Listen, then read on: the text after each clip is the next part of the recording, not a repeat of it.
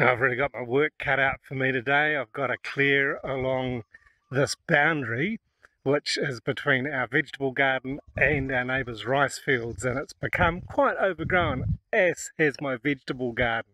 Just in the last few weeks or the last month or so since we've been getting a lot of rain, of course everything just grows like crazy, so it's a pretty busy time. What's been using up a lot of my time in the garden is walking behind the lawnmower or with the weed whacker, and both of these tools are really good, but I prefer not to use them. I'm actively planting more trees and trying to reduce the amount of grass that we've got, but it's going to take some time, so I've got to take time now to keep it cut and looking reasonable. This leaves my vegetable garden being ignored. During the hot months of March and April, we can't raise vegetable seedlings, so not much goes in the ground in the vegetable garden because it just gets decimated by the heat. But now that the rain has come and we've got some seedlings started, I've got to tidy up the vegetable garden. But what's really important here is that with the rice fields being prepared for planting, this means that they're going to be flooded and we get seepage from the rice field. There's one area back there where the rice fields from our neighbour's place actually drain off onto our property and into a drain that runs around the edge of the vegetable garden. So last year I laid some plastic sheeting down in that drain to try and reduce the amount of seepage that we get, and it's been quite effective. But now it's full of weeds and dirt. I've got to clear it out and clear along the section. We've also got these trees here that produce a really nice yellow flower when they're flowering, and we've planted them along the boundary. At this time of the year, before they plant, I like to trim them right back so it doesn't inhibit our view when the rice is growing, because the rice growing is just fabulous to enjoy and to watch from our garden. So I'll be trimming those back. I'll be cleaning up along the bank between us and the rice field. I'll be cutting back also the king's grass. This is the vetiver grass here, the king's grass. There's quite a bit of it there, and this makes wonderful mulch. It helps keeps the slugs and snails off because it's quite sharp, so that it protects our seedlings when we put them in the ground. And I'll be doing just a general cleanup of my vegetable garden area, getting ready to plant again. I've got some tomatoes that are ready to go in the ground just about, so I'll be clearing up around the teepee back there and just generally getting things ready to go. So enough talk, and it's time for work.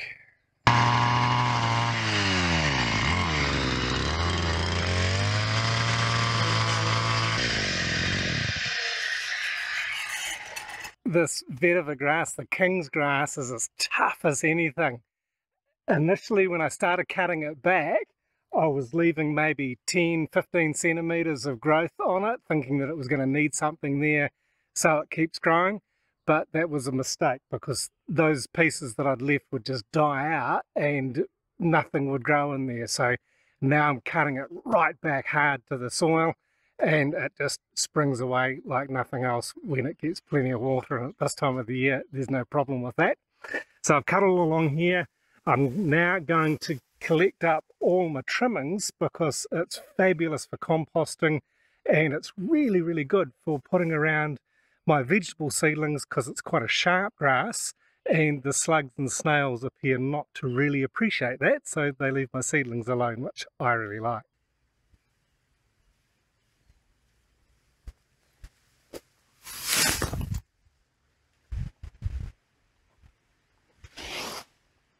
I've now cleared out all of the king's grass, or most of the king's grass, and trimmed these yellow flowering trees. Trimmed them back pretty hard, as you can see here, but they're now lower than the level of the land, which I said before will help us get a better view of the rice. That also means that these plants are not going to be casting shade onto the rice, which I'm sure our neighbour will appreciate, or I hope he does. And they will grow back, no problem at all. They're getting plenty of water. When the rice fields are flooded, they'll get plenty more water, and they just take off like nothing else. So it's really good, really quite exciting to see when that happens. And up on the rice fields here, you can see now that they've spent quite a bit of time clearing the rice fields and, well, cleaning around the edges of them and cleaning them up, cleaning all the weeds. The weeds are still sitting there. I think within a couple of weeks they will start flooding these fields. So they'll flood them and they'll leave them sitting for a while. They'll plough the fields and then they'll transplant the rice seedlings into them. So that's a few weeks away yet, so I've got a bit of time to do what I need to, but it's always good to get it done now, because these fields here, when they are full of water and the rice is planted, they're right next to this piece here that I'm working on, so it's much easier to work when I can have easy access and wander around and not be having to wade through knee-deep water to get to the areas that I'm working on. But now I will clear these drains along here, this area in particular. This is the lowest field, the lowest paddy in our neighbour's field, and it will drain out here and then down and along and out the back of his place. It used to drain this way as well, but I've blocked that and I will clear it some more. But these banks here have a lot of seepage. There'll be quite a lot of seepage coming through here, so I've lined this area down here, this drain along here, with some plastic, and I did that last year and that helped immensely. So I will now continue to work to clear that out, to clear all the debris out of there and to dig it out a bit. So this is the drain running along, and then there's this ridge here where I've planted the vetiver grass, and then there's another drain area here before I start planting any vegetables. But this strip along this edge gets quite wet, so I won't start planting anything along here for a while. I'll keep it back further away from the water. But in this drain down here, I want to make it a bit wider because it's just a little bit too awkward to walk and to move about in if I'm working down here in the vegetable garden. And so I'll just use that soil to top up a bit more of my vegetable garden and mix it in and dig it in. But I'll be back on my machine again this afternoon to clear the rest of these weeds, and I'll be taking a few barrow loads of waste away. I still haven't cleared the trimmings from this morning, but that's all part and parcel of gardening at the beginning of the rainy season. It's lovely. It really is amazing to have this experience of a dry season, then when the rain starts coming, to come into the wet growing season. Hello, Peepee. You go on my shoulder, it's a bit easier than on my elbow. She's off. So yeah, having lived here for a while and just getting used to the flow of the seasons, it's really quite an exciting time to be here at the beginning of the rainy season, as I said, when everything starts to grow. It's jolly hard work. It's incredibly hard work to keep all these lawns, too much lawn.